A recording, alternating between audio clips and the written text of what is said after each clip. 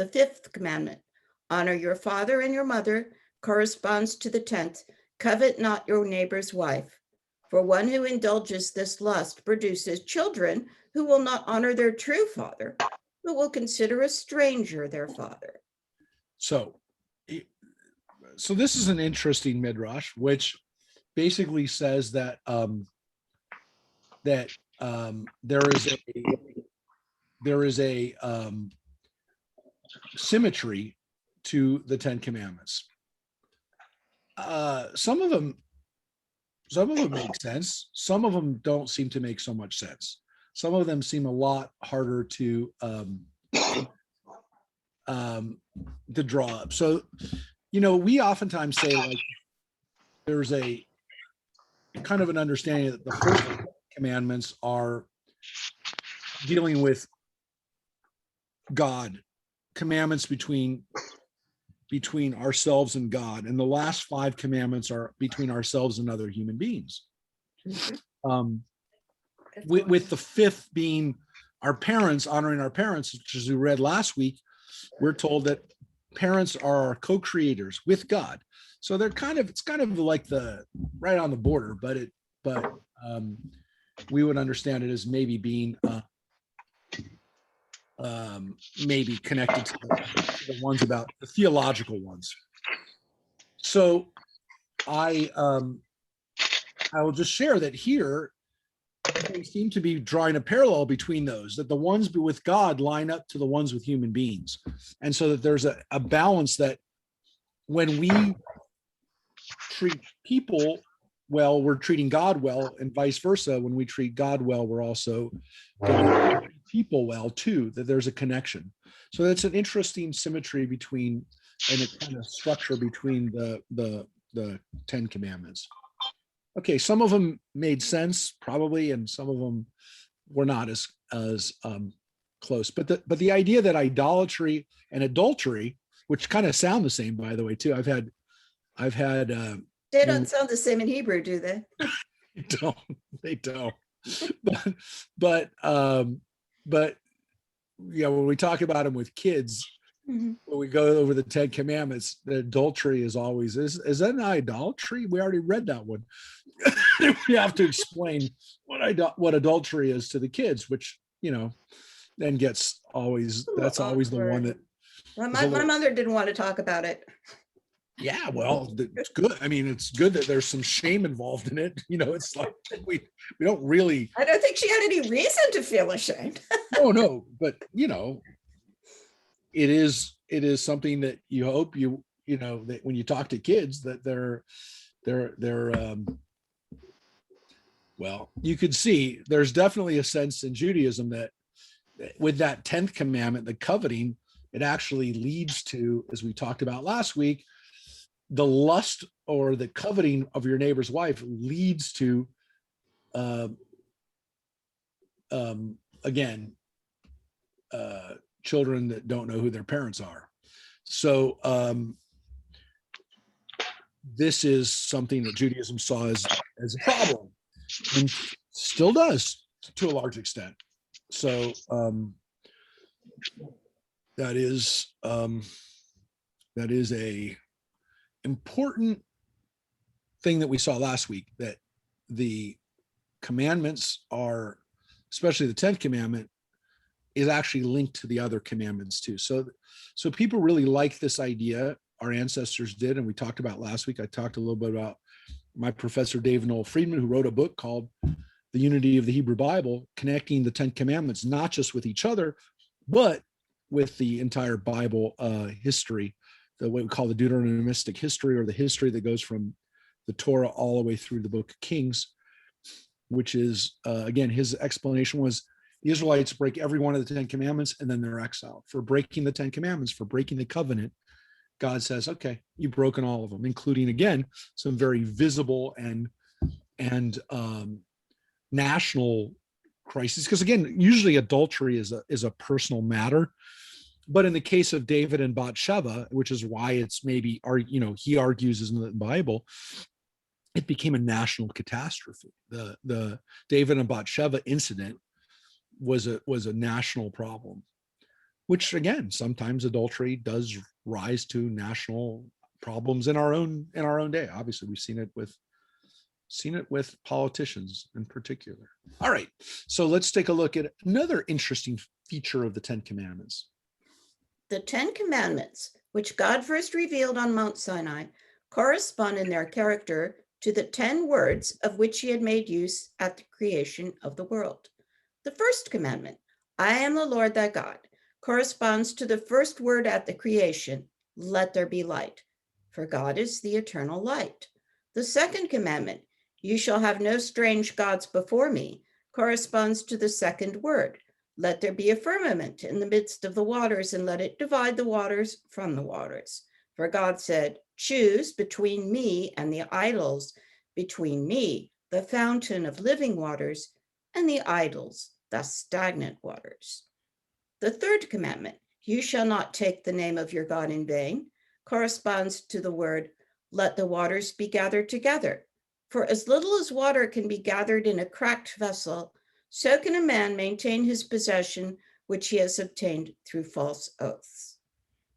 The fourth commandment, remember to keep the Sabbath holy, corresponds to the word, let the earth bring forth grass.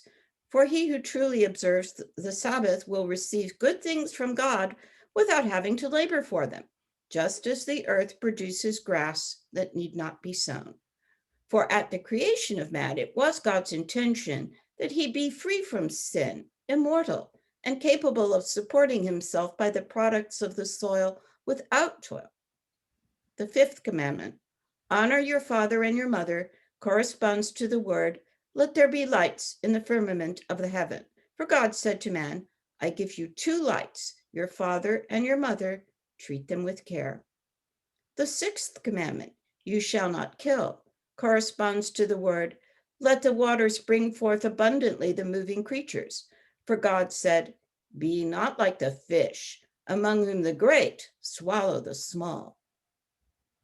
The seventh commandment, you shall not commit adultery, corresponds to the word, let the earth bring forth the living creatures after their kind. For God said, I chose for you a spouse, abide with her. The eighth commandment, you shall not steal, corresponds to the word, behold, I have given you every herb-bearing seed. For none, said God, should touch his neighbor's goods, but only that which grows free as the grass, which is the common property of all. The ninth commandment, you shall not bear false witness against your neighbor, corresponds to the word, let us make man in our image. You, like your neighbor, are made in my image, hence bear not false witness against your neighbor. The 10th commandment, you shall not covet the wife of your neighbor, corresponds to the 10th word of the creation. It is not good for man to be alone. For God said, I created you a spouse, and let not one among you covet his neighbor's wife. So that was a really interesting midrash, because we usually talk about the 7 steps of creation, the 6 things that God created, or 6 days that God created, and in the 7th God rests. The rabbis did an interesting thing here, which is they unpacked not God's creation, but what God says in the steps of creation. So therefore there aren't 6 steps or 7 steps. There's 10 steps, because God does say at different points this, rather than just say, and now there was one day, because on certain days more than one thing happens. So for example, on the 4th day, he has God's already at creating grass. 2 things happen on day 3, which is gather the waters together, and gathering the waters together and bringing forth grass on the earth. Those both happen on day 3, and on day. So that's 2 things that would happen. So and again, by day 6, when God created animals and man, there's quite a few things that are created there. And so they did a very interesting midrash here, connecting the 10 commandments to these creation the words that God brought forth the world. So God brings forth the world with 10 words and essentially sustains the world with the 10 commandments, and that they link up. Now, again, some of these link up better than others. And some of them are just really beautiful, like takeaways, which is that, God created on the fourth day the sun and the moon. And that corresponds to the fifth commandment, honoring your parents. Your parents are like the sun and the moon in the heaven. So it's kind of a nice message for Mother's Day. I don't know which one you can say your mother was the sun or the moon. I don't know, but It's a little astrological, isn't it? yeah. Well, it is, and that's a big part of. I mean, it's laid out in the fourth day of creation, that astrology, the purpose of astrology. If you look at that fourth day of creation, it really is an explanation for the rule of the stars in the heavens. But this It's one's kind of actually odd to compare your father and mother needing care to the lights of heaven, because we don't do anything to take care of them, do we? no, though I don't know if that's probably the best translation. It might be treat them with reverence, or Maybe. treat them with reverence, or pay attention to them. Mm. Because again, the way that the Torah leaves it with us, the Torah, and then again, the rabbis start playing with it right away. And even other parts of the Bible play with it right away, which is that the stars and the planets and the moon and the sun have a role to play in figuring out how we live our lives. So we run our holidays by them. We run our harvest by them. We run our calendar of essentially our lives run by these fixed times. And that's what the Torah says, that these are the way to keep fixed time. And to some extent, Are all holidays lunar? what? No. Are all holidays lunar? No, we actually looked at the fact that some of them, especially this issue of Shavuot, we talked about last week at Torah at the Wednesday night, that really, it's based on the weeks, and based on a weekly structure, which again, it's not that weekly structures are not cannot also be based on the moon. I mean, one can make the argument a weekly structure fits a lunar calendar better than a solar calendar, because there's a weird amount of weeks in a solar year, right? It's not a function of 365, right. But it is of essentially a 29 day calendar. 29 days of the lunar calendar fits in well with 4 phases of the moon and 4 weeks. That being said, the biblical calendar, the original biblical calendar, even though there are holidays that are celebrated around the moon, the reality is that they were working off originally a solar calendar of the Egyptians. So it was only later on during the rabbinic period that they started really shifting away to saying the year and these calendar that we really are focusing more on the moon. But that was much more the Babylonian moon culture. The Babylonians worshiped the moon and had their calendar went much more around the moon, and also the fact that they also celebrated the new year in the fall, which is why we moved Rosh Hashanah became the beginning of the year, when clearly in the Bible it says over and over again, it's this month of spring that we just came out of, Nisan, that was the beginning. We'd still technically be at the beginning of the year, which is a lot of cultures did have their calendars beginning in the springtime, either May Day or April 1st. Those were solar based, much more agricultural calendars. And I think it really reflects, major cultural and societal changes, the way you run your calendar, whether you run it around the sun or the moon. And, the deities were different. The focus of them was different. And in my estimation, Jews got pulled back and forth between these two civilizations, between the Mesopotamian culture and the Egyptian culture, and they really got pulled back and forth between which calendars they're gonna follow and which influences they're going to be under. But we tried to have it, to some extent we tried to have a little bit of both. And I think it's interesting because we're now, we've been living under a cultural influence from Europe for the last couple at least in the last millennia. But who knows? I mean, who knows if we start falling back into more of an Asian influence, whether we'll go back to having more of a more of a calendar that is based around a lunar year and some of the structures that they use in Asia. So I don't know. I mean, I'm not so certain that the Jewish calendar might be pulled in other directions in the future. But this idea of astrology was really important, and it's one that I'm fascinated by. And again, I've said before, if I ever write a book, it's going to be on the Jews in space. It's going to be about why this was important. But this idea of fixed times, very important for us, and is still an issue for us, how we mark time. So the fact that our parents are kind of what we rotate, our lives kind of to some extent rotate around our parents, and like we do with this sun and the moon issue.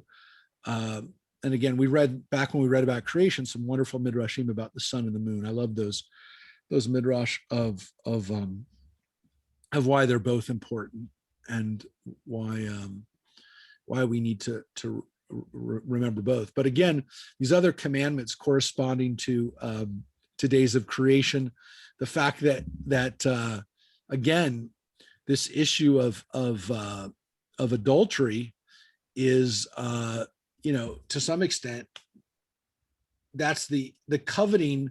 The coveting always goes back to the fact that it can lead to adultery. I mean, it starts with, don't covet your neighbor's wife, but it doesn't just say the wife, it says all the other property as well. But, they're really focused on the fact that that's the first part of it, and that it really does seem to correspond to adultery and essentially to a collapse of civilization. I mean, they really do say that 10th commandment, let's not forget that 10th commandment, even though it's the one that most people do forget, that it's there.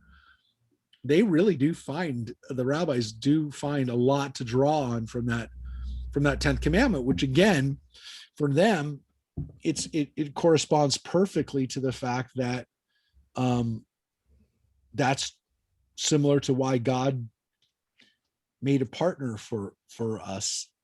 And if we don't follow the rules, it essentially undermines that partnership that we have. So again, there's two that also the commit adultery is also repeated there too.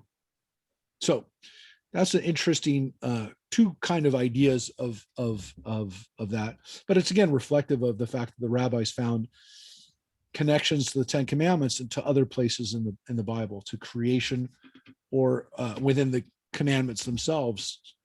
We've seen a lot of that inner reflection on the 10 commandments. So now we're going to get to Moses. That was very similar to what we read last week. Some of those ideas, it was not what we read. It was similar.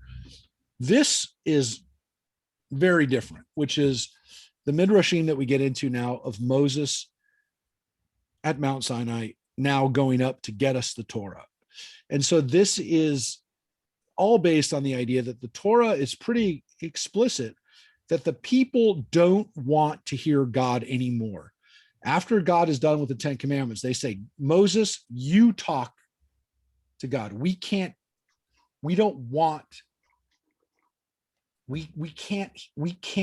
do this.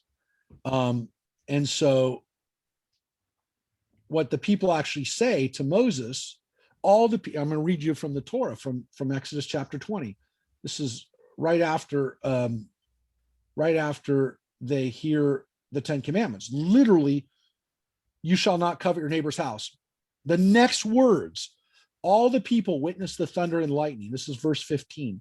The blare of the horn and the mountain smoking. And when the people saw it, they fell back and stood at a distance. You speak to us, they said to Moses, and we will obey, but not let God speak to us, lest we die. And Moses answered the people, be not afraid, for God has come only in order to test you, and in order that the fear of him may be ever with you, so that you do not go astray. So the people remained at a distance while Moses approached the thick cloud where God was.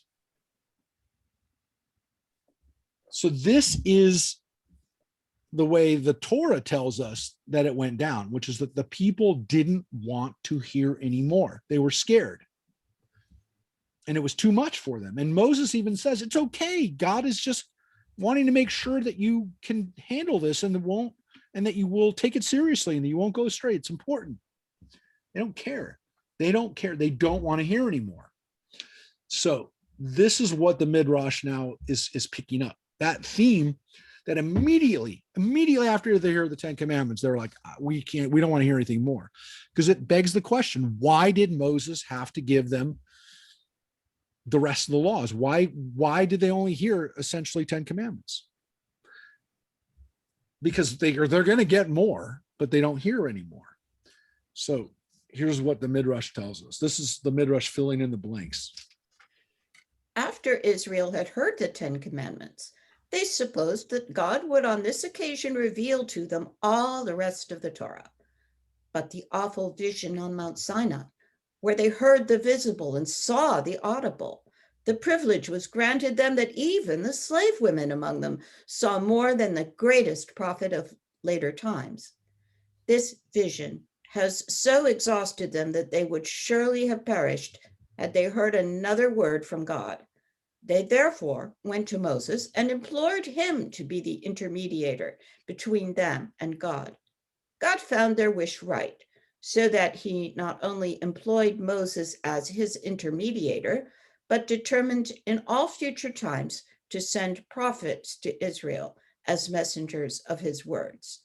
Turning to Moses, God said, all that they have spoken is good. If it were possible, I would even now dismiss the angel of death.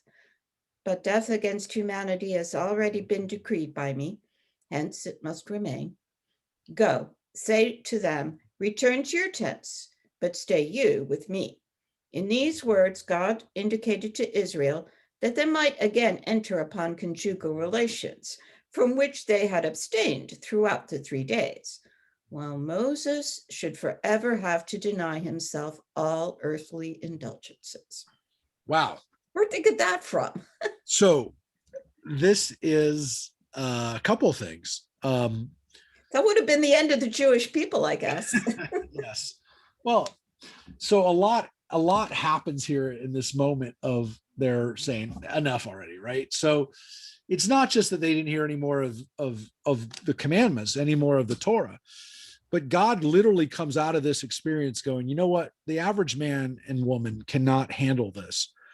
I'm going to have to talk to prophets from now on. So until that moment, it seems like God was saying, maybe everybody can handle it. And then God says, no, they can't handle this. And they just can't, they're just not equipped. They can't handle it. And God is impressed with the fact that they admit that. And he wants the best for them, but he realizes that the system that he created, this is the way it's going to be. And again, this is kind of the rabbis explaining that this is the way it had to be. This is how it had to be. People couldn't deal with it. But this description of what happens here is astounding and really powerful, that people heard the visible and saw the audible. I mean, that's an amazing statement. What? Yeah, it's synesthesia. It's amazing. Because when people can see sounds, right? Mm-hmm. It is a sign of your brain working on a different wavelength. And this was everybody. So, I mean, try to imagine that just for a second. You know, again, most of us we'll go to like some kind of, I don't know, Close Encounters of the Third Kind is the first thing that comes to my mind, but actually bigger than that, because it's really like, most of us would, start seeing rainbow colors coming through, as noise, as noises, whatever. But it must have been more. It must have been more than that. And it's our inability to even convey what that experience must have been like. But again, the people, according to the interpretation here, they were told before they got the Ten Commandments that they were supposed to remain in a pure state. They were supposed to wash and remain in a pure state. We read that in chapter 19. But now at this point, they go back to their tents, which is a euphemism for the fact that they can now go back and have marital relations. So they're allowed to do that. The Torah actually doesn't say that they were allowed to go back to their tents. Not at this part. It doesn't say. But again, assumedly go back to your homes, if they go back to their homes, that could also be that they go back to normal relations. And here the Midrash makes a point to say, yes, everybody but Moses. And it doesn't say that in the Torah. It doesn't say that Moses never had relations with his wife again. It's a difficult stretch or place from where they go. But there's this understanding here to some extent, if you will, that because Moses is in a perpetual state of prophecy and giving the Torah, that he had to remain in the state of purity because he's the only one that's getting it. And this is considered to be, to some extent, a terrible burden that Moses has to carry, which is that he does not get to have marital relations for the rest of his life. Does this theory, story, whatever explanation, is it drawn also from the fact that Zipporah is never mentioned again? Yeah, well, not only is Zipporah never mentioned again, there's this weird story in Numbers, right, where Miriam speaks out against Moses for his Cushite wife. Now, we're not sure, and again, the rabbis will sometimes go to the fact that he married again afterwards, that Zipporah either died or he just took another wife, and that wife was Cushite. Now, that's a possibility. It's a possibility. But I think it really gets to the heart of the matter that that there's this idea that people who were engaged in this kind of mystical communication with God were not engaging in sex. There is a repercussion to this, which is that later on, when later rabbis, will do this type of attempt to communicate with God, that they would also go through this type of asceticism of not having sex, of eating very, very sparsely, very, very minimally, sleeping very minimally, and again, living almost a monastic life. Again, Judaism didn't allow that to be complete because they said that no one could engage in that type of behavior until they already had a family, which is why Jews weren't supposed to study Kabbalah and Jewish mysticism until they reached the age of 35, which by that time, let's face it, some of the people were almost grandparents. So there was a real worry about this type of behavior, but it obviously existed, which is why it's here. But there does seem to be this idea that somehow if the people had taken on this communication with God, if they had kept in contact with God constantly, number one, maybe they wouldn't have had kids anymore. Number two, they wouldn't have died. And who knows what would have happened. But it's kind of this like, well, we don't have that world. We don't have it. And this is why we don't have it. Because if we did, it would upend the whole human existence that we have. So you have sex, you have procreation, you have death, which is what we've had since creation, essentially, almost immediately after creation, not exactly, but soon afterwards. Adam and Eve are thrown out and told to go procreate and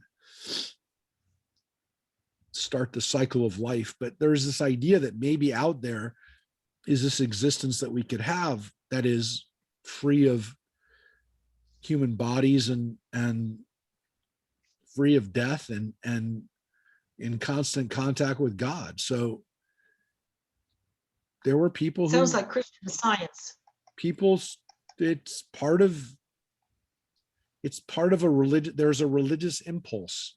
It's not a big part of my religious impulse, but there is a religious impulse that leads people to that. I mean, people who've had ecstatic experiences and who want to maintain that will do anything they can to do that, to ingest anything that they can, and live any type of life they can if they feel that they can enhance that or have that happen more often. And again, there's Hasidic rabbis that talk about it. Rabbi Nachman of Bratslav was one of the most famous 200 years ago, but there were people who were doing it throughout Jewish history. So one of the more famous ones too were some of the Kabbalists of Sfat who engaged in this type of behavior. So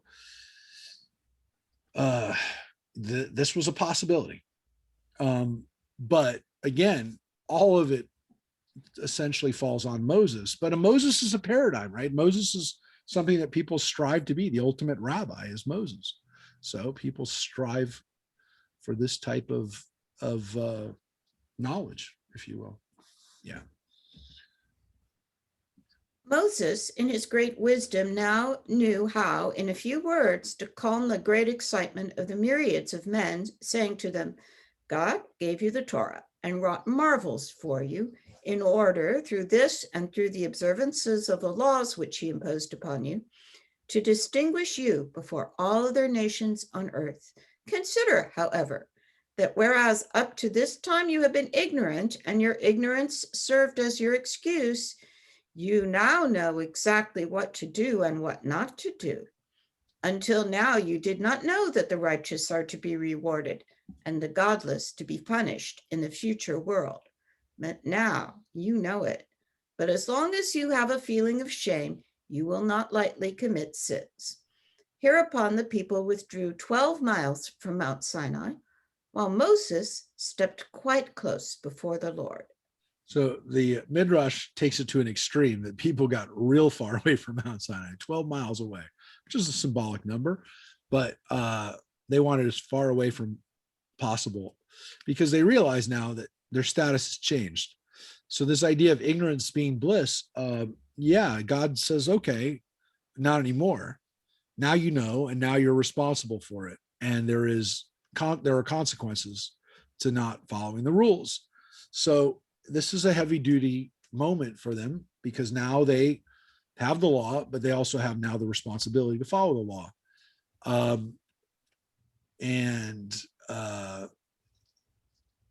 It's your responsibility. And again, it's no one else's responsibility. The other nations don't have to do this. You have to do this. So Mount Sinai becomes this huge weight, which is why we had the Midrash last week that it was like Mount Sinai was hanging over the people because it is a tremendous burden. And it is the Jewish responsibility to uphold these mitzvot. It's not other nations' responsibility to do this, which again, I don't want this responsibility. I don't need this. And there are people who've opted out for centuries. But again, this was the moment at Mount Sinai where this became real. And every Jew ever after has to come to grips with that, which is something that I always say at a bris, by the way, or a baby naming. I always say it, not obviously to the baby, because the baby probably doesn't understand what I'm saying, but I say it to the adults because I say that every Jew in every generation has to understand this, understand what it means to meaningfully live by this covenant. And, we come up with our understanding of it today, but we have a responsibility to understand that we have a responsibility that is the Jewish responsibility to these laws. And again, thankfully, a lot of them have been taken on by other people we take for granted. But at the time, it was not an easy decision to make. Nowadays, I would argue it's so easy that we take it for granted. And for the most part, our laws are kind of part of, most of humanity today. But it was not an easy thing to do. And Mount Sinai, people want to get pretty far away. They don't want to be real close to this point right now, because there's going to be more. There's more laws. So here's what happens with Moses. In the immediate proximity of God are the souls of the pious. A little farther, mercy and justice. And close to these was the position Moses was allowed to occupy. The vision of Moses, owing to his nearness to God, was clear and distinct, unlike that of the other prophets, who saw but dimly. He is furthermore distinguished from all the other prophets that he was conscious of his prophetic revelations, while they were unconscious in the moments of prophecy. A third distinction of Moses, which he indeed shared with Aaron and Samuel, was that God revealed himself to him in a pillar of cloud. So those are the things that distinguished Moses from everybody else who talked to God, was that he was closer to God than anybody else. So he was in the very close vicinity of God. Only Aaron and Samuel, it says, got to see God through a pillar of cloud. But Moses even got even closer than that, which is he got to see the pillar of cloud, but he also got to see God really close up, closer than most everybody got. And he was awake when he did it. These were lucid visions, clear as day. For the other prophets, they came in dreams. And they came in, moments of being in a different mental state. Whereas Moses was talking to God like you and I talk to each other. So this is what makes Moses different from all the other prophets. In spite of these great marks of favor to Moses, the people still perceived the difference between the first two commandments, which they heard directly from God, and those that they learned through Moses' intercession. For when they heard the words, "I am the eternal, your Lord," the understanding of the Torah became deep-rooted in their hearts, so that they never forgot what they thus learned. But they forgot some of the things Moses taught. For as man is a being of flesh and blood, and hence ephemeral, so are his teachings ephemeral.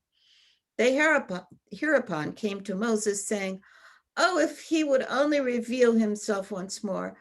Oh, that once more he would kiss us with the kisses of his mouth.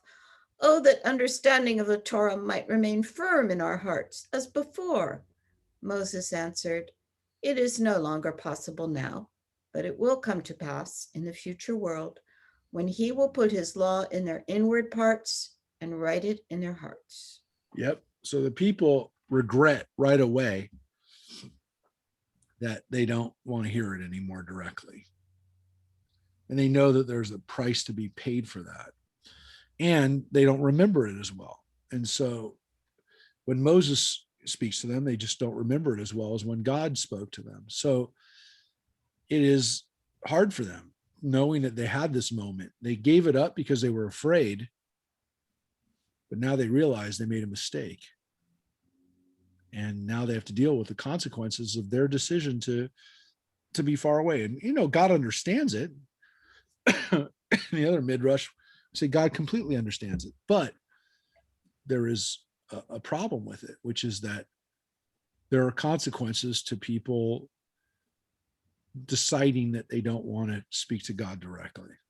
Here's another one. Israel had another reason for regretting the choice of an intermediator between themselves and God. When they heard the second commandment, "You shall have no strange gods beside me," the evil impulse was torn out from their hearts. But as soon as they requested Moses to intercede for them, the evil impulse set in once more in its old place. In vain, however, did they plead with Moses to restore the former direct communication between them and God, so that the evil impulse might be taken from them. For he said, it is no longer possible now, but in the future world, he will take out of your flesh the stony heart. Yeah. And again, this is this concept of circumcising your heart, which again is similar to the previous midrash you heard, which is he will put the law in the inward parts and write it in their hearts. So these are all based on other parts of the Torah where God will say, God says essentially, you will know it in your heart. They had a chance, maybe, but they passed on it. Although Israel had now heard only the first two commandments directly from God, still the divine apparition had an enormous influence upon this generation. Never in the course of their lives was any physical impurity heard of among them, nor did any vermin succeed in infesting their bodies. And when they died, their corpses remained free from worms and insects. So, what's interesting about this experience of hearing the Ten Commandments directly from God is that connection to God, that indirect, even as it was from just hearing it, created a different, their bodies were different after that. Their bodies were not susceptible to disease and even from decay. Now, we do know that they died. Obviously, they died. They actually get punished with death. They actually get literally killed by God for the golden calf incident, for example. And later on, too, for issue of idolatry at Baal Peor in the book of Numbers. So they do get punished. But what's interesting is this idea that somehow their bodies didn't. The little Egyptian envy there, maybe. Yeah, they didn't decompose. They didn't even need to have that stuff either. They didn't need to have the embalming. No. That God's connection, excuse me, would be that they would not decompose. Now, just so you know, this idea that people who come into contact with God are then rendered physically different forever, even after they die, is real important later on in not just Judaism, but in Christianity. So, I mean, I don't think it was I don't even know, we don't really have it, excuse me, we don't have it in the Torah, in the Bible itself.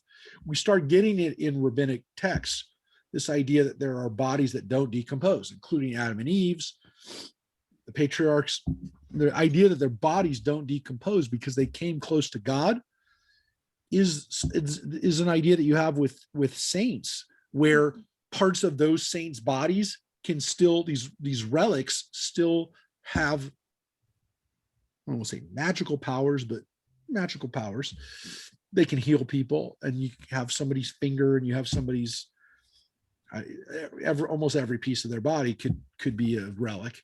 And these pieces of their bodies were carried around and fought over, and I think people fought and killed over having a piece of a saint. If the saint was important enough, their bodies had these powers, and sometimes their bodies would be exhumed to see whether they had decomposed or not. So if they opened up the grave and found, oh, look, the person hasn't even decomposed, that was a sign that they were holy people. So this exists. That's not Jewish stuff, by the way. You weren't supposed to exhume people in Judaism. Weren't supposed to do that or take their parts of their bodies. But in other cultures and other faiths, that was very often done.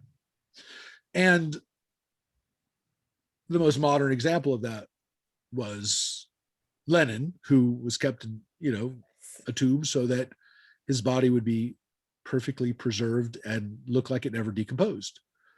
It's the closest thing you get in communism to pretty religious. It was pretty religious. I saw it.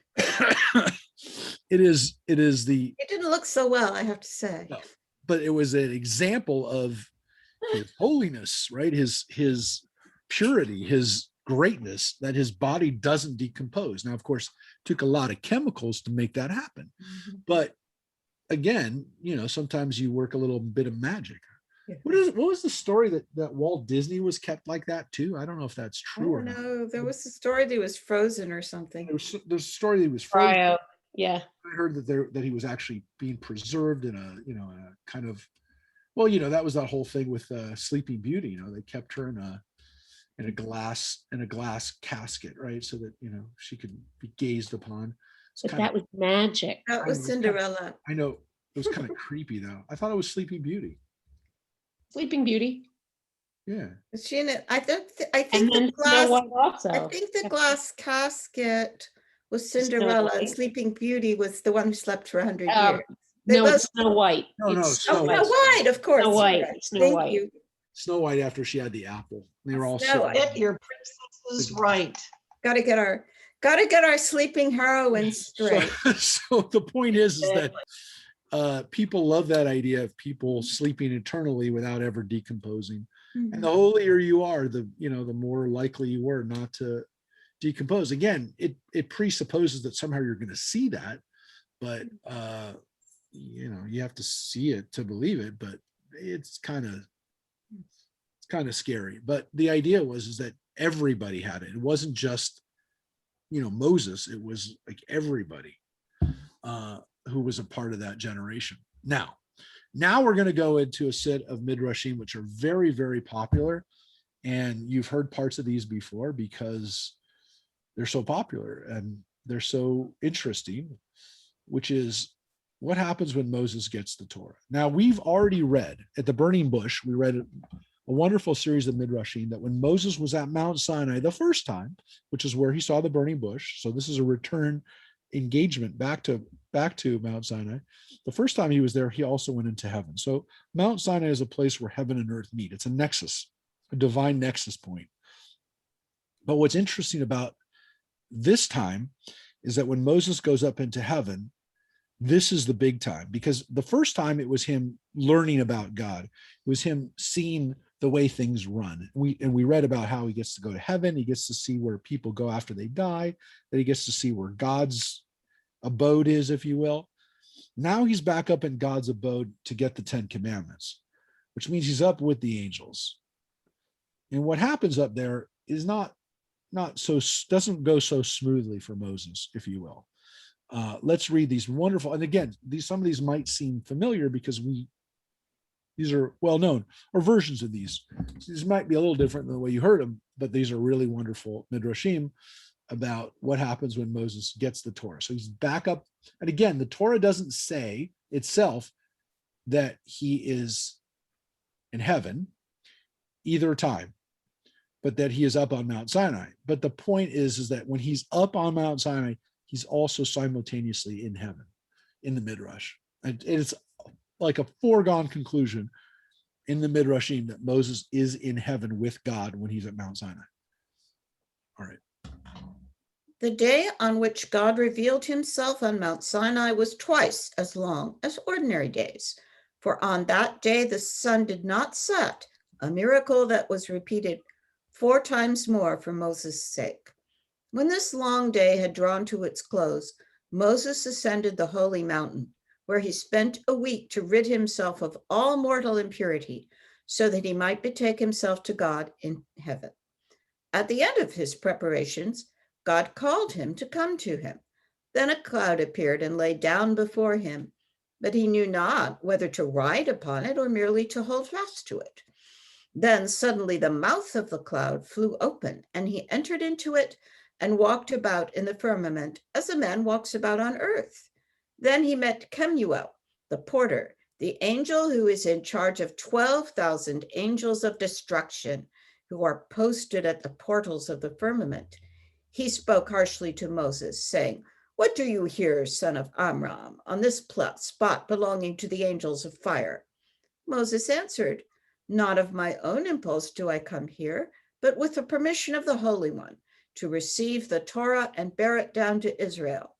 As Kemuel did not want to let him pass, Moses struck him and destroyed him out of the world, whereupon he went on his way until the angel Hadarniel came along. Yeah. So Moses is up in heaven, and what do we see right away? The angels say, "You don't belong here." And they challenge him with the similar things that happened to him when we was in heaven when he saw the burning bush, which is, this is not a place for people. Get out of here. This is our place. And Moses' answer was, God invited me here. I'm not here without an invite. God told me to come. Doesn't matter. Kemuel, an angel? Yeah. So Kemuel is the angel who is kind of like the main bodyguard, if you will. He's the bouncer, the heavenly bouncer. Heavenly bouncer. And he's got 12,000 angels behind him. And so But he's angels the are one, jealous of Yeah. the people. yeah, and he's in charge of it. And you're going to see again, this theme is that the people, the angels don't want people to have the Torah, and they don't want them. Definitely, they don't want Moses up in heaven in their place. And so Moses actually defeats an angel here.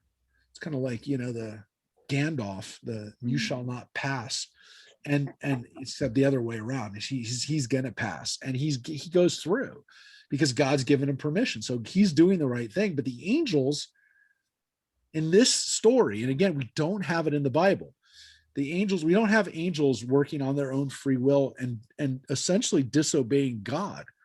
But in these stories, the angels are going to fight human beings and are pretty assertive that they don't like what's happening. They don't like, and we read this theme too at the beginning with creation, where they don't even want human beings created. And God destroys angels because they say, no, don't create people. They'll just be a mess. They're going to mess up the world. They're horrible people. They're horrible. Their inclination is bad. And God destroys the angels who say that to him. And then the next batch of angels, right, say, don't do it. And God destroys that next batch. And then the third batch, they get wise to it. And they say, look, you're just going to destroy us. So do whatever you want, God. You want to create people, but they're going to be bad. And of course, these are all ways for the rabbis to tell us, do we really deserve the Torah? Do we deserve the Torah? As imperfect as we are, as errant as we are, do we deserve the Torah? And of course, they're going to say, if we don't have the Torah, it's going to be even worse. So keep this in mind, that the impulse here, putting into the angels' words and actions, are their own kind of questioning, do we really deserve this? So the next group is 60 myriads of parasangs taller than his fellows, and at every word that passes out of his mouth issue 12,000 fiery lightning flashes. When he beheld Moses, he roared at him, "What do you here, son of Amram, here on this spot of the holy and high?" When Moses heard his voice, he grew exceedingly frightened. His eyes shed tears, and soon he would have fallen from the cloud. But instantly the pity of God for Moses was awakened, and he said to Hadarniel, "You angels have been quarrelsome since the day I created you. In the beginning, when I wanted to create Adam, you raised complaint before me and said, 'What is man that you are mindful of him?' And my wrath was kindled against you, and I burned scores of you with my little finger.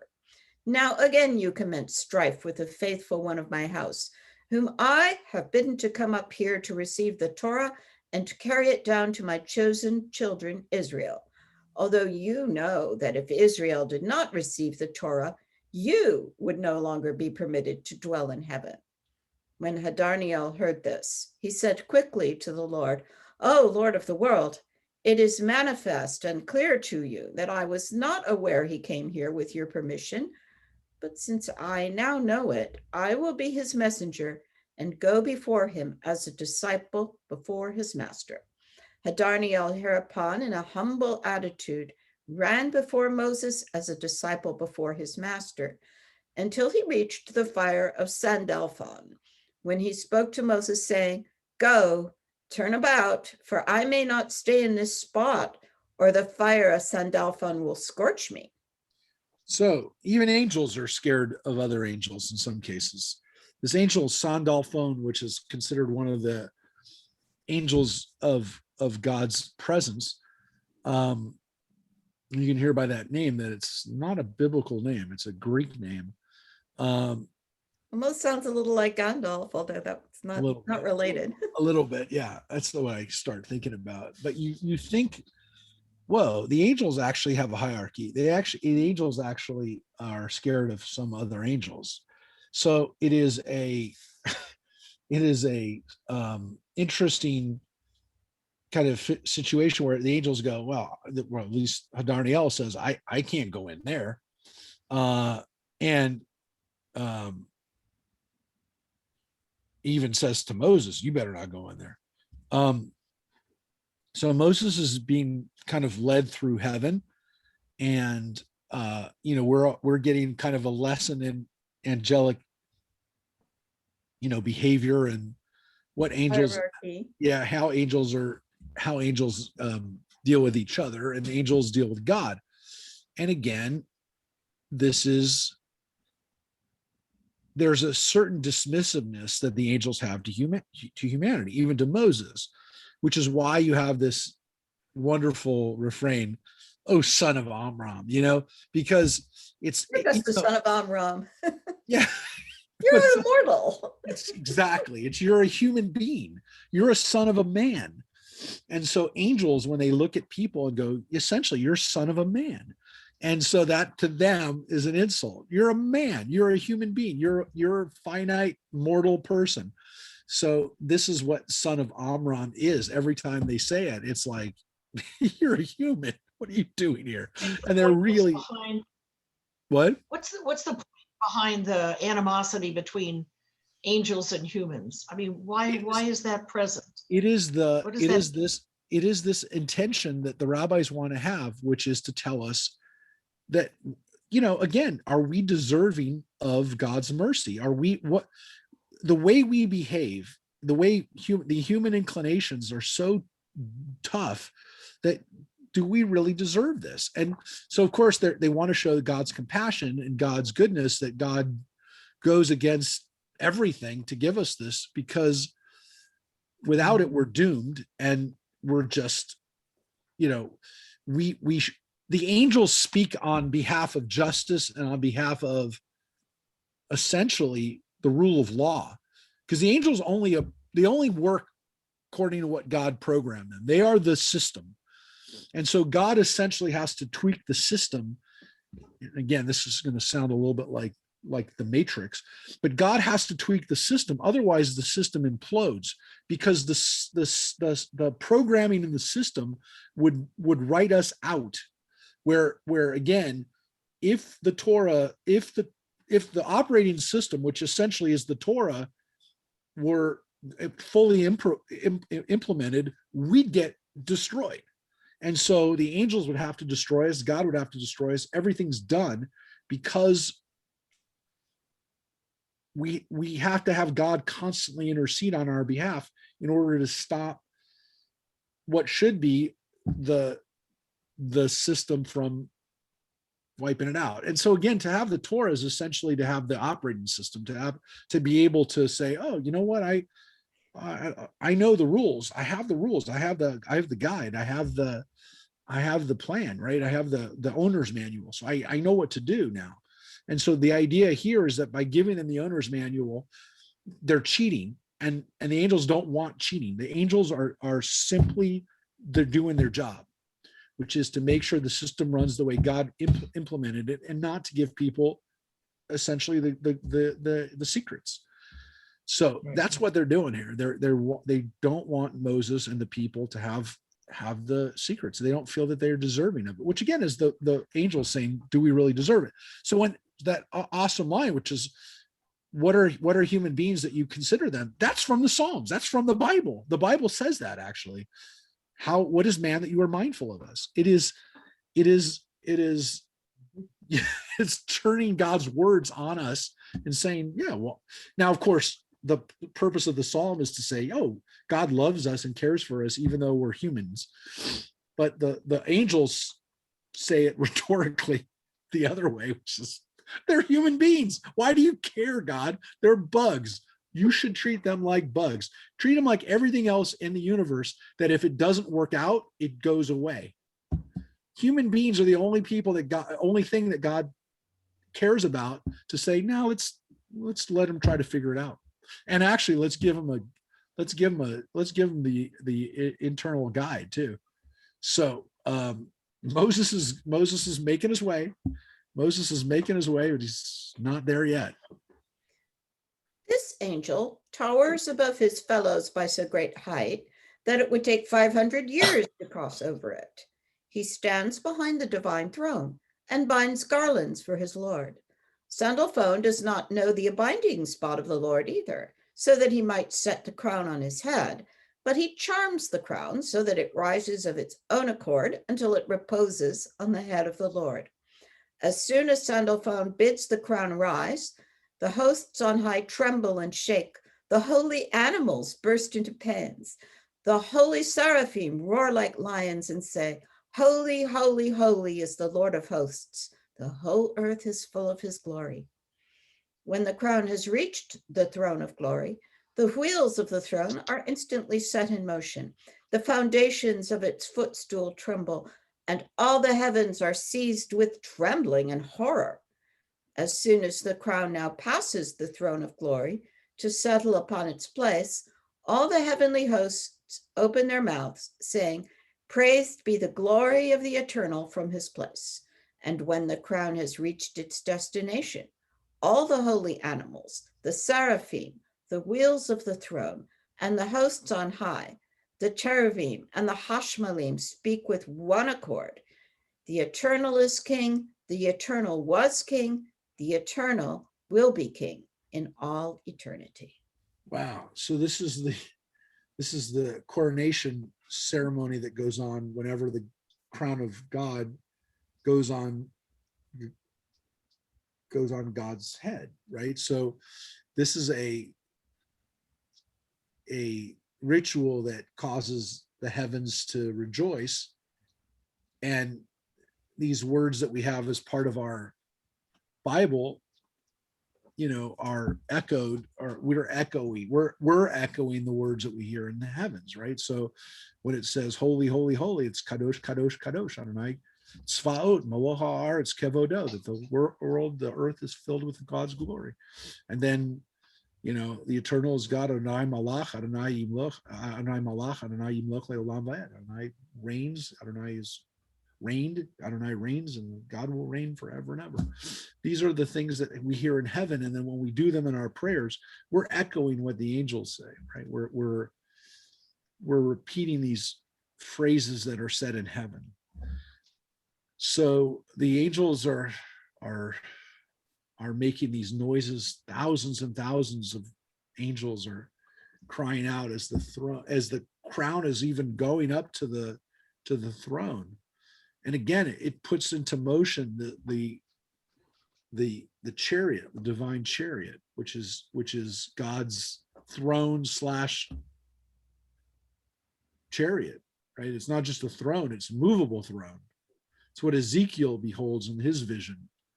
And so these angels that accompany God, sometimes to earth, but always up in heaven with God, they are constantly praising God. But again, there are moments where the system starts to light up, if you will, in heaven. What about the holy animals? What's that? Those are the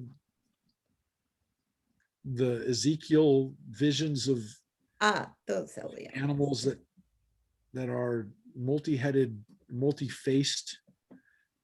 Let's say headed, maybe, I don't know, multi-faced, that have an ox on one side, a human, Right. a lion, and a bird.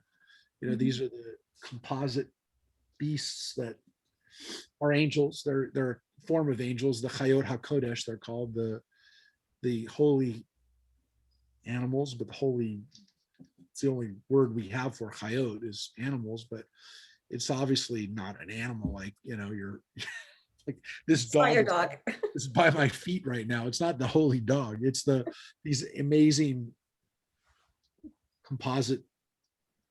The word chayot, right, by the way, for animals, which we use for animals, chayot literally means something alive, right? Chayot is a living thing, a living being, if you will.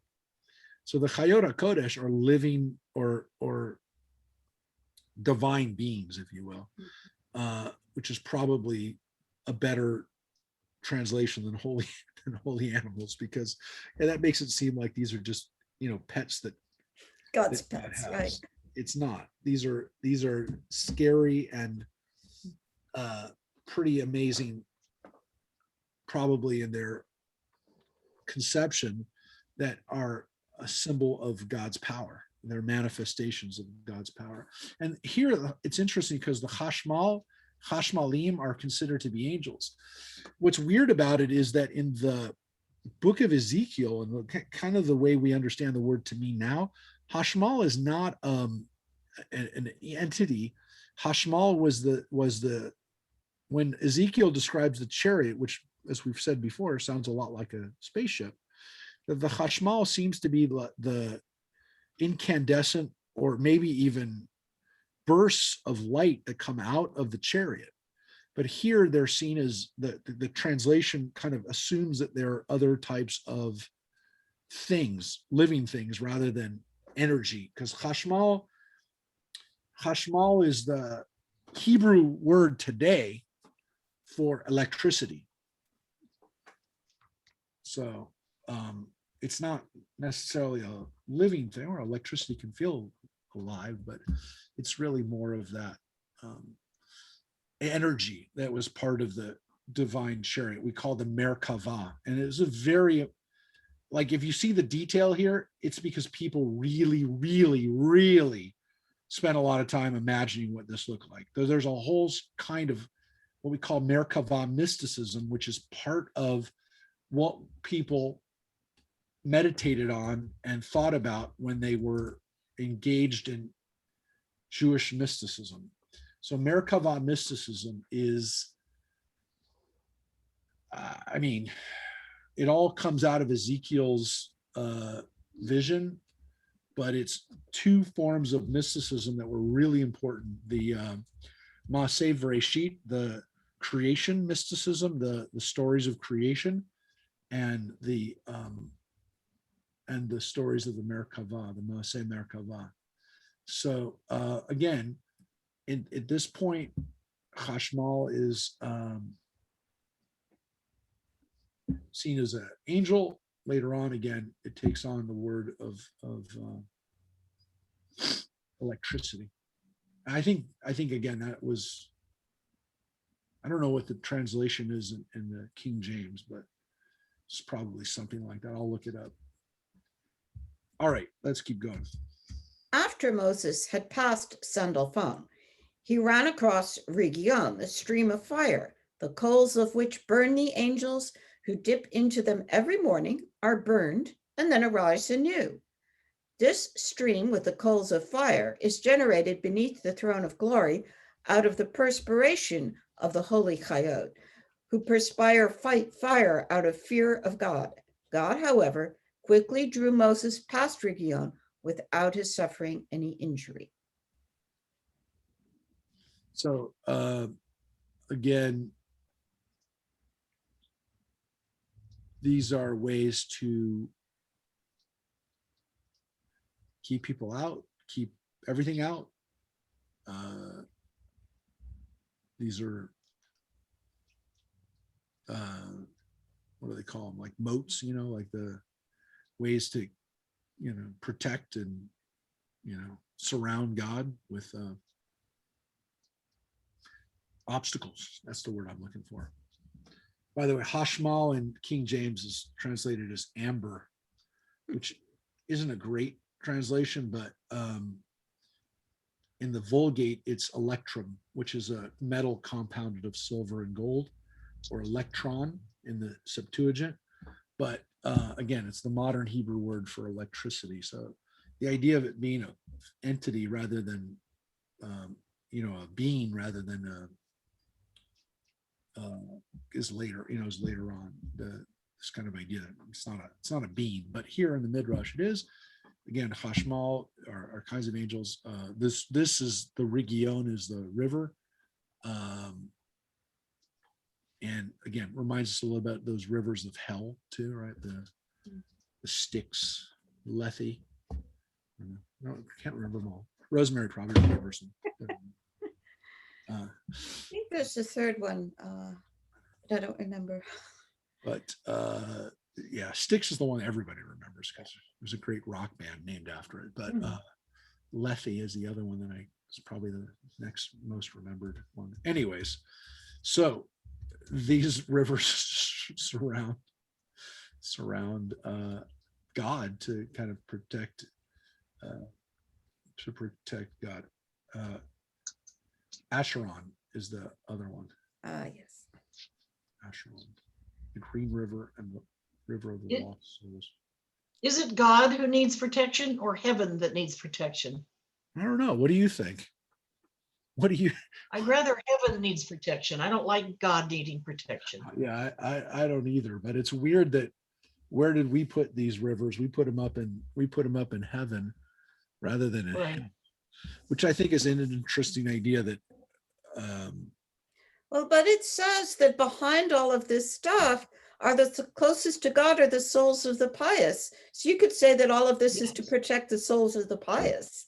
I guess, but I think it's the souls of the pious are more accompanying God closer than the angels. I mean, that was their kind of the rabbi's point was, oh yeah, the angels are good, but the pious are even better. But I think the issue of God, of us being kept away from God is this kind of understanding that you and I can't get that close. We're going to see how close Moses can get, because the assumption is that no one can get closer than Moses. And that's what this is all about, is how close can he get? Again, these are exercises in, this is a little bit of Merkavah mysticism. And it's, look, it's probably more at some point it was probably more of a meditative practice. And then people started looking at it as, oh, well, this is a divine map. And I don't think that was the purpose of it. I think they were more meditative images and, things to think about rather than to actually say, hey, do we have to really go through all these things? But, here we are. We're with Moses on his journey again through heaven. Yep. He then came to a host of angels of terror that surrounded the throne of glory and are the strongest and mightiest among the angels. These now wished to scorch Moses with their fiery breath, but God spread his radiance of splendor over Moses and said to him, "Hold on tight to the throne of my glory and answer them." For as soon as the angels became aware of Moses in heaven, they said to God, "What does he who is born of woman here?" And God's answer was as follows: "He has come to receive the Torah." They furthermore said, "O Lord, content yourself with the celestial beings. Let them have the Torah. What would you with the dwellers of the dust?" Moses hereupon answered the angels, "It is written in the Torah, I am the eternal, your Lord, that have led you out of the land of Egypt and out of the house of bondage. Were you perchance enslaved in Egypt and then delivered, that you are in need of the Torah? It is further written in the Torah, you shall have no other gods. Are there perchance idolaters among you, that you are in need of the Torah? It is written, you shall not utter the name of the eternal your God in vain. Are there perhaps business negotiations among you, that you are in need of the Torah to teach you the proper form of invocation? It is written, remember to keep the Sabbath holy. Is there perchance any work among you, that you are in need of the Torah? It is written, honor your father and your mother. Have you perchance parents, that you are in need of the Torah? It is written, you shall not kill. Are there perchance murderers among you, that you are in need of the Torah? It is written, you shall not commit adultery. Are there perchance women among ye, that ye are in need of the Torah? It is written, you shall not steal. Is there perchance money in heaven, that you are in need of the Torah? It is written, you shall not bear false witness against your neighbor. Is there perchance any false witness among you, that you are in need of the Torah? It is written, covet not the house of your neighbor. Are there perchance houses, fields, or vineyards among you that you are in need of the Torah? The angels hereupon relinquished their opposition to the delivering of the Torah into the hands of Israel and acknowledged that God was right to reveal it to mankind, saying, Eternal, our Lord, how excellent is your name in all the earth, who has set your glory among the heavens. Wow. So God's answer is that the Torah doesn't seem to be written for you guys. And I say guys here because they clearly see the angels as guys. They see them as men, because he says there aren't There's any no women. women. There's no women angels here. So yeah. So only women Well, can. the women probably have their own heaven, and Moses couldn't go there. Well, remember, guys, these are not angels that are dead people that are up in heaven. These are angels that have been around since before human beings were even a twinkling in God's eye. These are angels that were created from the beginning. Now, again, you can make the argument they're not men either, but look, it's being written for men, and so they're the Midrash is, and so they're you could say, well, there are many men and women. I mean, these are men that are committing adultery, by the way. Still, it's the women. A woman doesn't commit adultery by sleeping with a married man if she's not married, right? So it's only, to some extent, it's the man's responsibility, the way the Torah looks at it, for the adulterer. The adulterer is essentially, it's to some extent going to be the responsibility of the man. And so that's, I'm not making an excuse for it. I'm just saying that says more about the commandment than it does about the angels. But this idea, of course, that angels do not need commandments, do not need the Torah. We need the Torah because we do all these things. And so the angels are kind of shut down with their need to have the Torah, but they've had the Torah up there all along. Remember, the Torah isn't just the 10 Commandments, right? It's the creation of the world. It's the blueprint, if you will. It's the owner's manual. It's how things can be run good. But is that because people have free will and angels do not? Yeah, but the issue is that they feel somehow that if the Torah is gone out of heaven, and again, the idea is that can only, to some extent, it's like they only believe it can be in one place. That once it becomes the realm of human beings, it's not really theirs anymore. It's definitely not theirs exclusively anymore. But he says to them, you angels, you don't need it. You have no use for the Torah. Yeah, well, at least, again, keeping the Torah, right? So I think the angel's argument here is that it's the operating system for everything, including heaven. And if it's going to It's too good for people. yes, and you're essentially giving them the secrets. So there's this real feeling here too, which is you're giving human beings an exceptional amount of power now. You're giving them a power that they didn't have before. And so giving them this power is unlocking the secrets of the universe.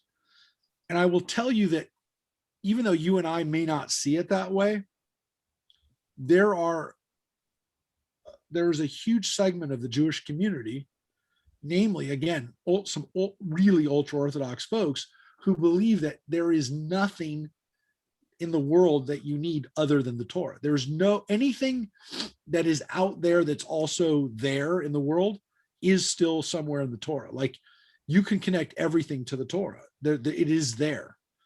And if you don't see it, it's because you don't see it. It's because you're too simple or too unintelligent or you're not knowledgeable, whatever the reason is. You don't see it, but it's there. And everything is in the Torah. And if it's not, then it's not real. You just have to find it. It's there. So this is a huge treasure, and it's constantly being mined for more treasure. And so if you don't recognize that, then that's on you. And that's your failing that you don't see it. And I've gotten in arguments, not arguments, but I've gotten in discussions with Orthodox Jews about this. And I'll say, is everything in the Torah? Is the Moderna vaccine in the Torah? Are space shuttle tiles in the Torah? I mean, they'll tell you, yes, everything's in the Torah. You just have to interpret it. You just have to find it. So they believe that literally everything is there. So you're giving them every knowledge, including science knowledge, including, again, everything, by giving them the Torah. So the angels don't want it to happen. And when it finally happens, they are not happy. But God convinces them. God convinces them.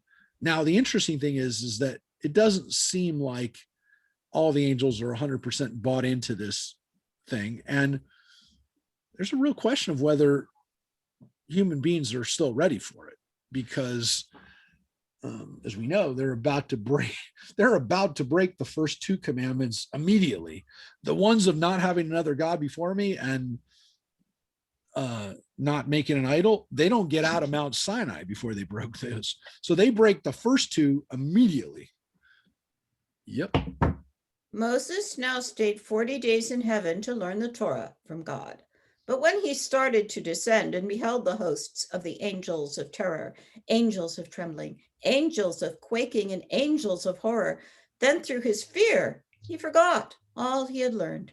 For this reason, God called the angel Yefifia, the prince of the Torah, who handed over to Moses the Torah, ordered in all things, and sure. All the other angels too became his friends, and as each bestowed upon him a remedy, as well as the secret of the holy names as they are contained in the Torah and as they are applied. Even the angel of death gave him a remedy against death.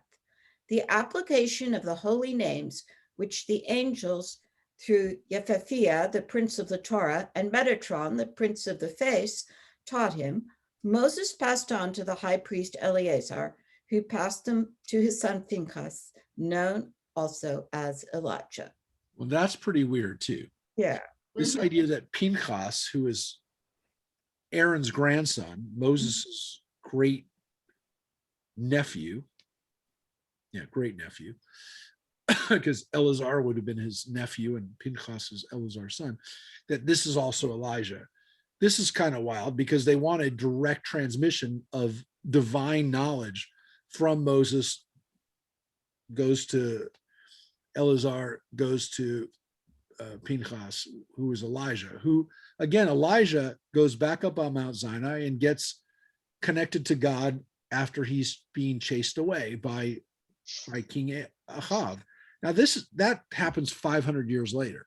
So it doesn't really chronologically work out really well that Phinehas would be that way.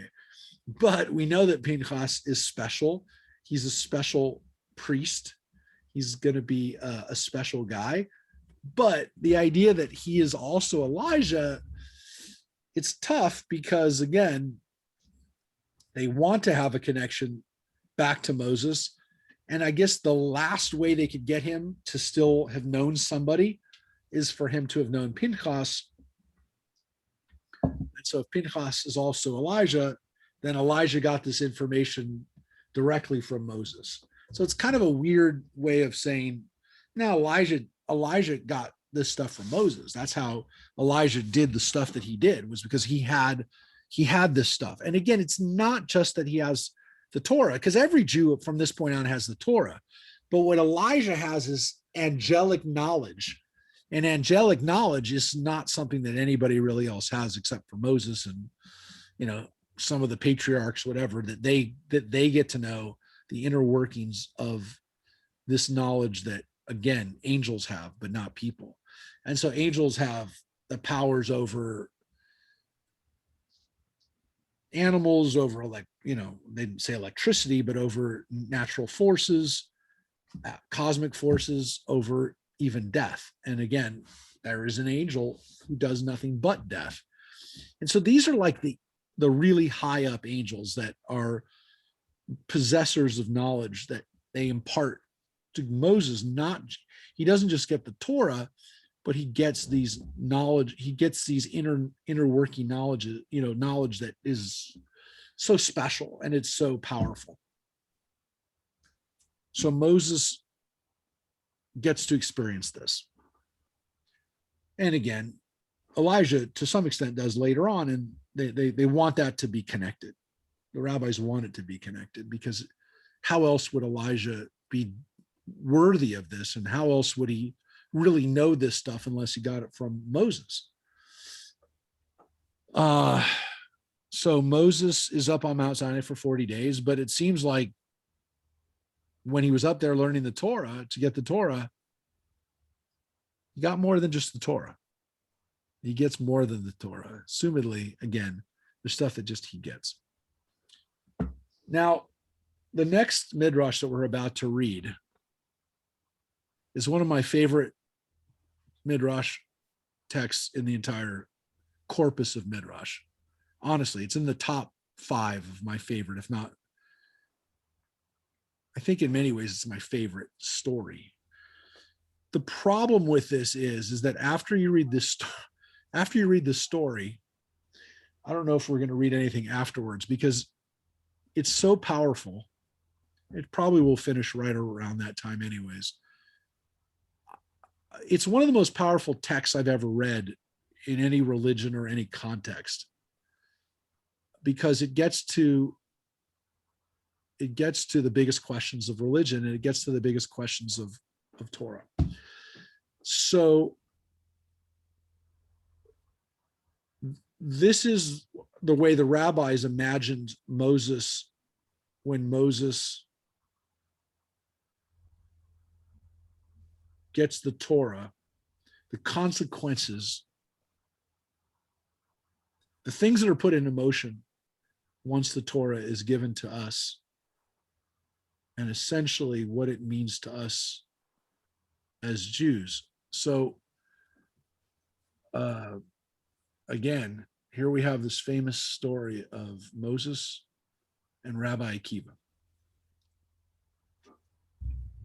When Moses reached heaven, he found God occupied ornamenting the letters in which the Torah was written, with little crown-like decorations, and he looked on without saying a word. God then said to him, "In your home, do not people know the greeting of peace?" Moses: "Does it behoove a servant to address his master?" God: "You might at least have wished me success in my labors." Moses hereupon said, "Let the power of my Lord be great, according as you have spoken." So Then wait, Moses- let's just pause right there about this opening part of the Midrash, which is that God is actually writing the Torah, not the 10 Commandments, but the whole Torah, the Torah scroll, like the first Torah scroll. And God is doing it with God's own. God is there doing the calligraphy on the Torah, the first Torah, the Torah that Moses is going to bring down, the first Torah. And God says to Moses while he's doing it, "Aren't you going to wish me luck? Aren't you going to say anything?" And God, so Moses was like, Moses was like, I didn't think I was supposed to say anything. You're the guy in charge. What am I supposed to say? And God say, "No, say something. Say something. What do you think?"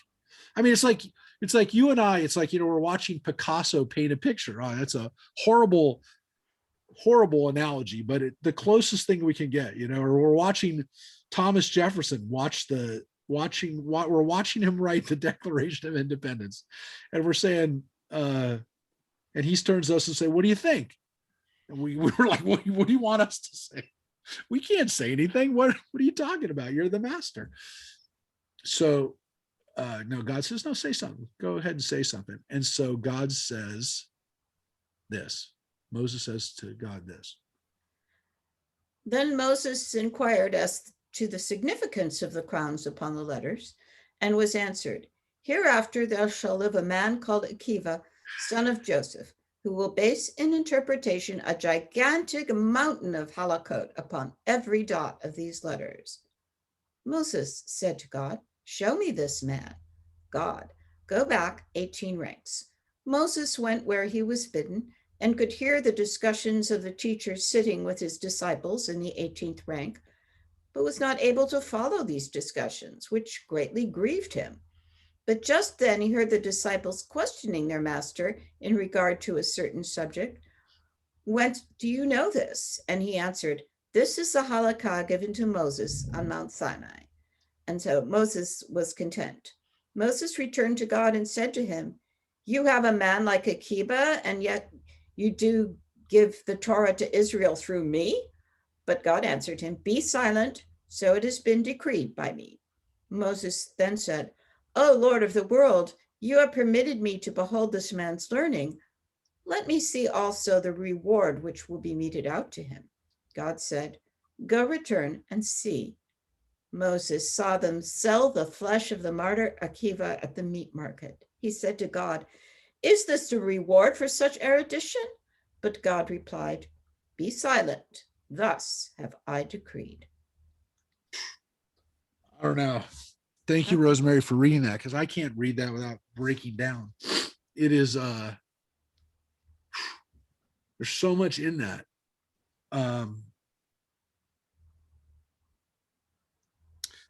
So let's talk about it. Let's and we will finish with this today. I'm finished already just hearing it again. So much in that. Because again, to summarize, to kind of revisit what we just heard, Moses sees God putting little crowns on the Torah, and if you look at a Torah scroll, it has words, letters, and it even has little crowns, and the crowns are only on certain letters, and there are certain ways to draw the crowns, and scribes know how to draw these crowns.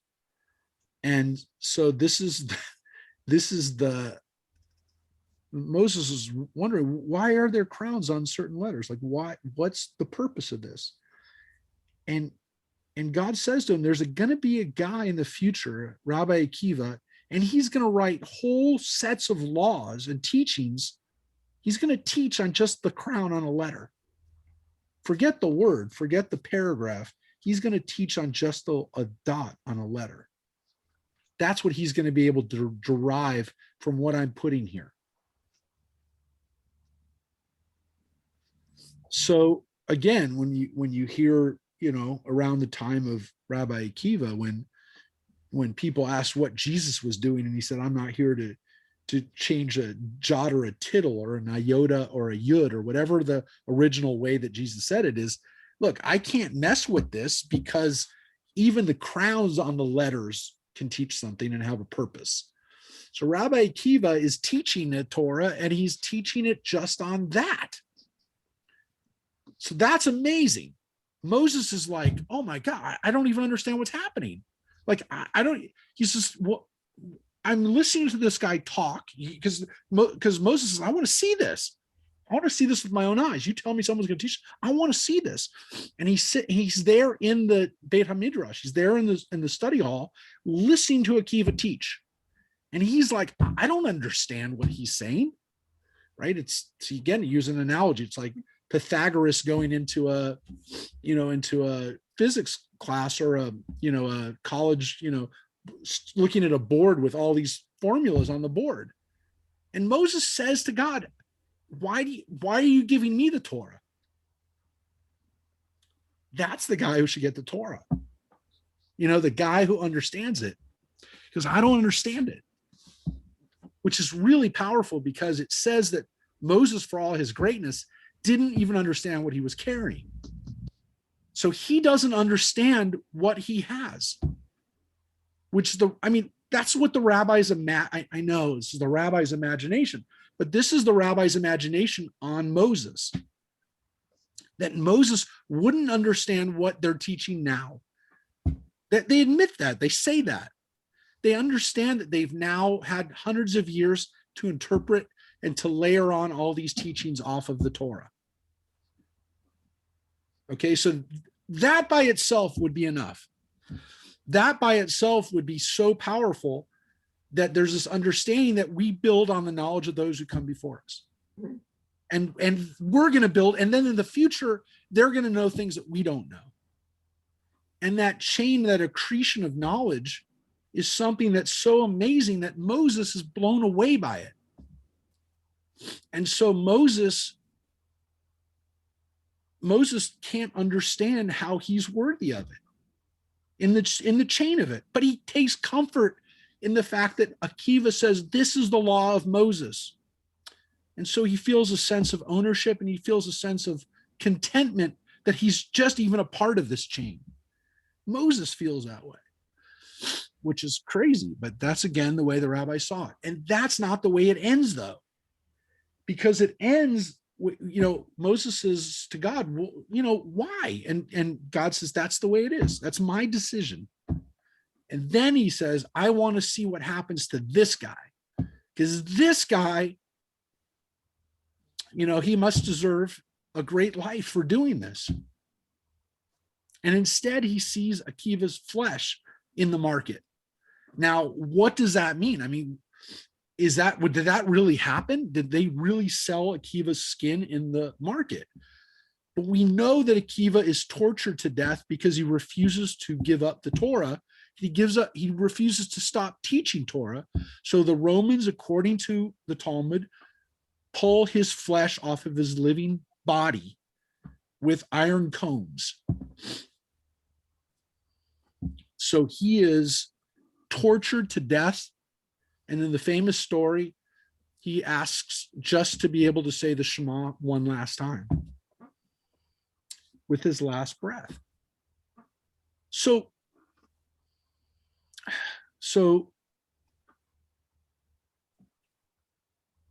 Moses gets this gift of seeing how Akiva dies and sees what happens to him. And he says, how can this happen? God, is this the world that you created? That's what happens to him. And God says, be quiet. That's what has been decreed. That's the way it is.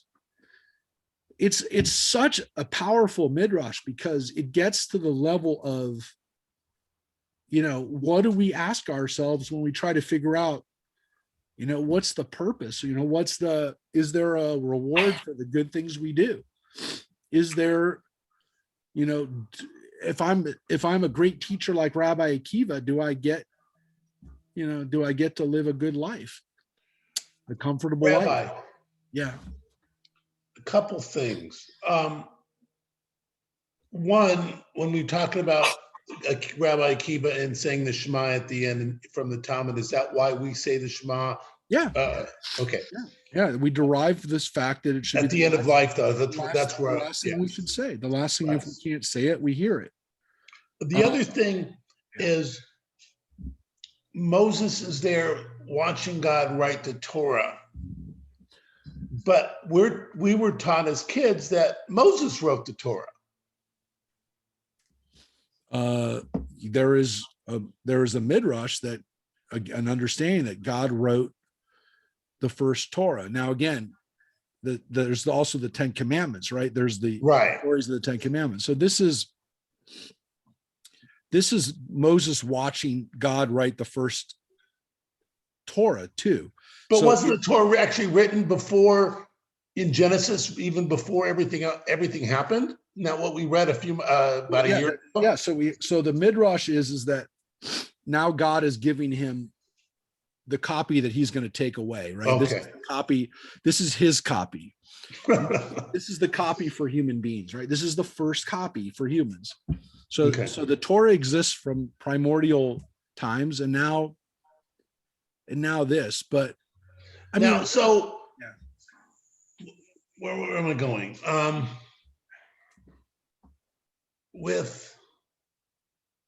on. I lost my train of thought. So go ahead, Rabbi. Well, what I was going to say is, when you read this midrash or see this, in your minds, it's difficult not to think about Jewish martyrdom, including the Holocaust, because essentially,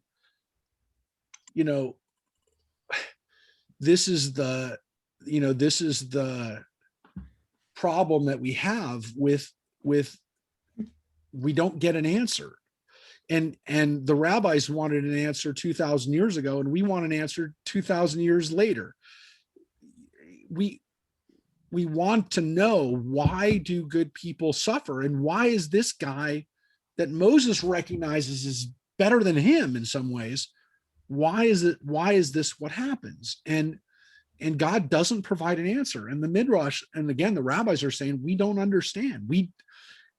These are things that we don't have control over, and that we don't get any say over. And I would like God to have a better answer than don't ask questions. well, I would too. Yes. I would we love all. I would love there to be an answer, but Rosemary, we don't have one, and it's it really is tough, because when you think about death, it's terrible, and when you think about somebody being martyred, it's like there's just this gross injustice that you just say it doesn't make any sense. And But Rabbi, you would think, Underneath it all, there is the reverence for study, for learning, for seeking to understand. There is this, and I think we as a Jewish people have that reverence for study, for learning, for trying to take it apart and understand it and learn from it. yeah, there is. And it is very powerful, and there's also this feeling like, and they'll know more later, and our grandchildren, great grandchildren will know even more, and have even more knowledge, and that's hopeful. But getting back to what Rosemary was saying, that we needed more of an answer. This obviously was written, 2,000 years ago or so.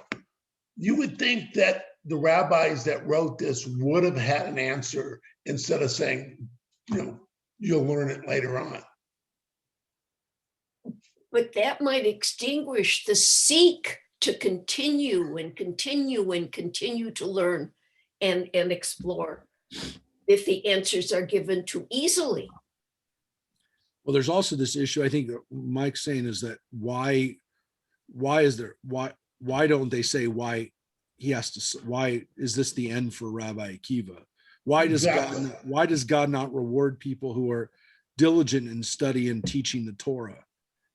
The problem is that human observation tells us that this it's not the way things are, and that really, really righteous people get taken before their time. And there's something about this that, again, I mean, I get very emotional about it, because I think about all those people who've been murdered. And again, not just Jewish people, but people who've been murdered for speaking the truth, and for literally just wanting to teach and to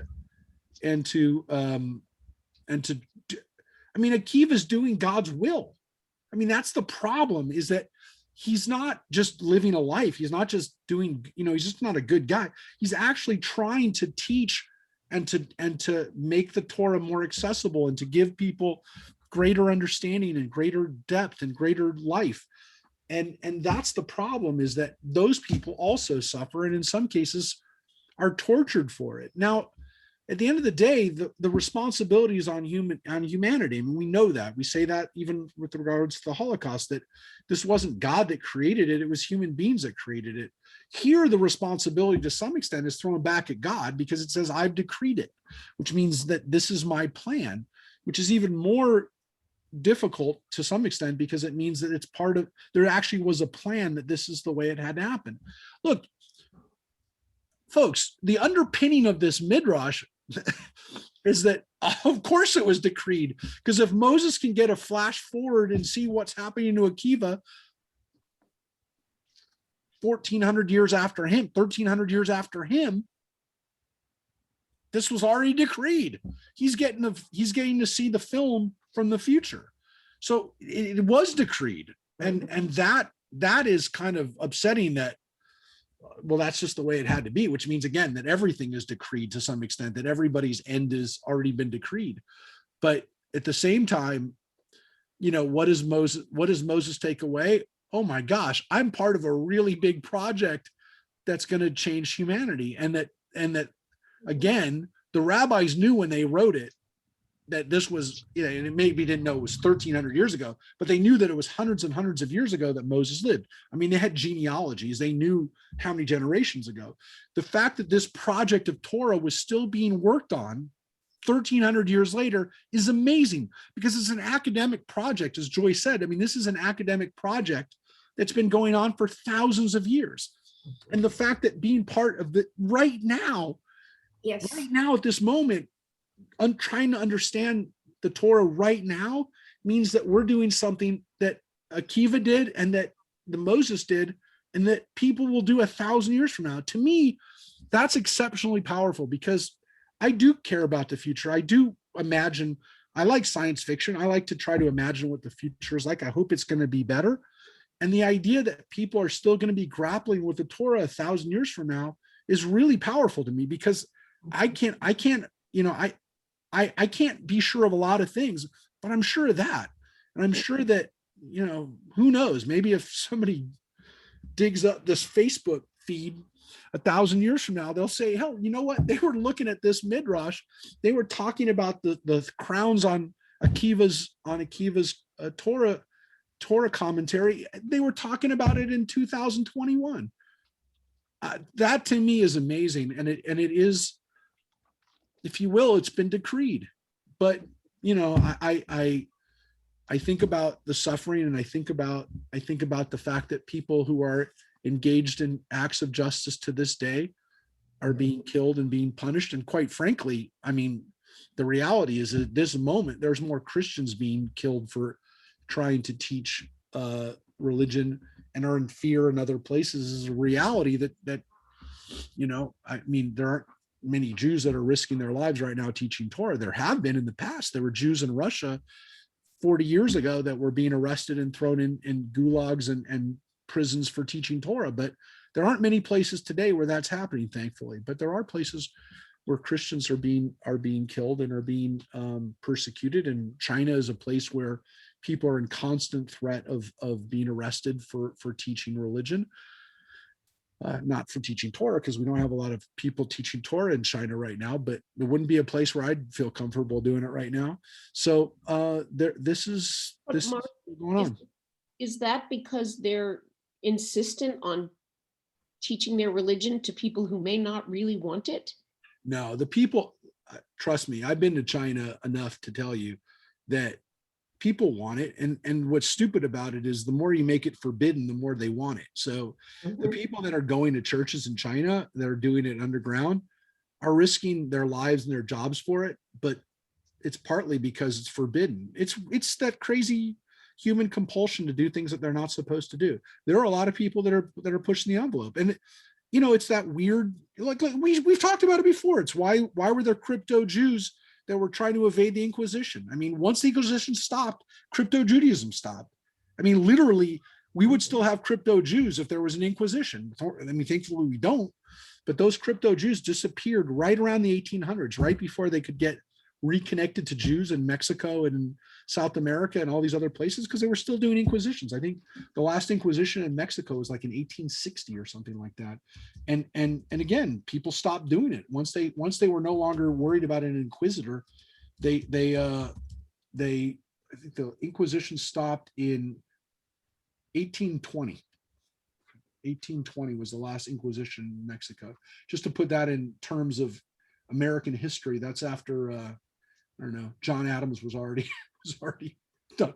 I mean, we were in I don't know, Andrew Jackson times almost by then.